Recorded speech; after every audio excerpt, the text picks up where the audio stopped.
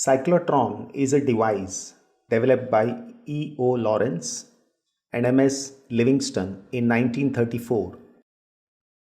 It is used to accelerate charged particles like protons and neutrons. This results in production of high energy charged particle. In nuclear physics, such energized particles are used to bombard nuclei causing nuclear reactions. A positively charged particle can be accelerated to high energy with the help of an oscillating electric field by making it cross the same electric field time and again with the use of a strong magnetic field.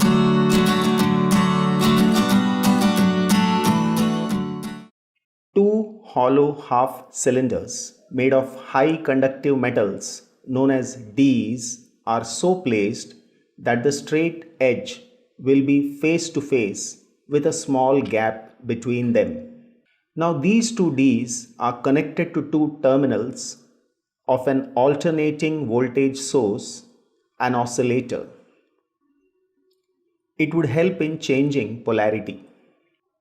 If D1 is in the positive potential, then D2 will be in exact opposite, that is negative potential at the same time. In this way, they would be oscillating and an electric field would be created between them.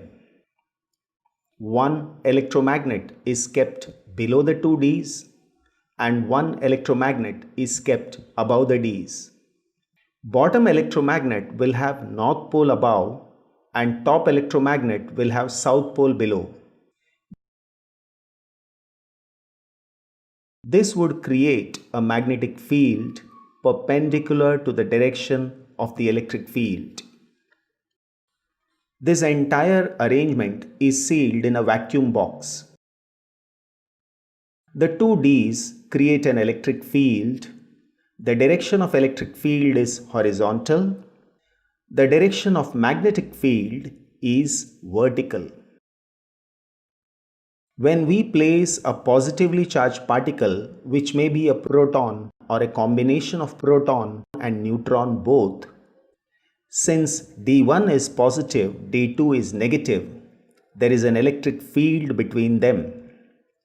Now a force acts upon the charged particle and its direction would be the direction of E.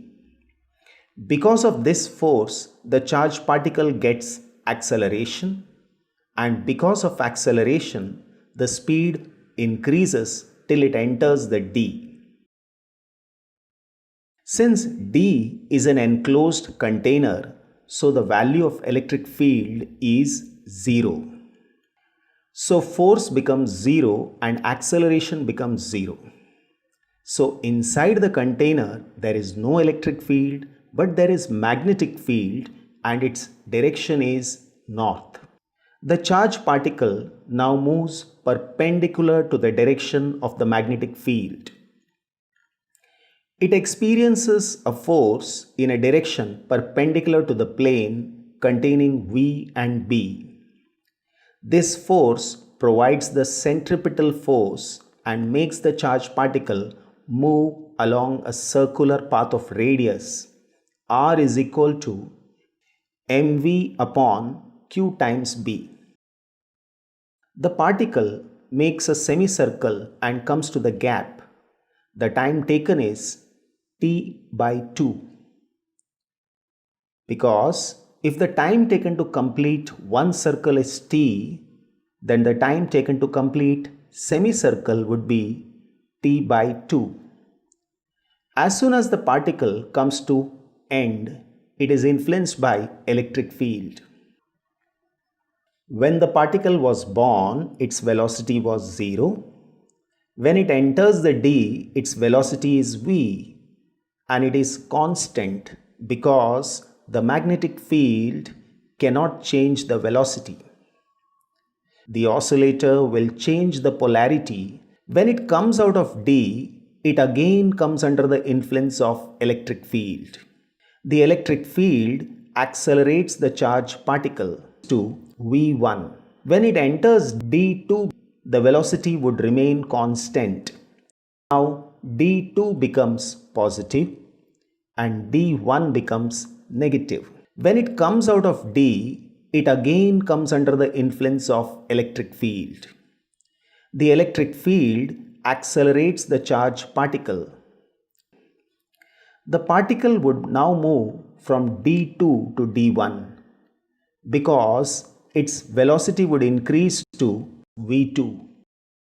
When it enters D1 again, the velocity would remain constant because the magnetic field cannot change the velocity, but the particle would make a greater semicircle because it is coming inside the D with a greater velocity. When it comes out of D, it comes under the influence of electric field. Once again, the electric field accelerates the charged particle and now the velocity becomes v3. In this way, the particle moves in a circular path, and with each circle, the velocity of the charged particle increases.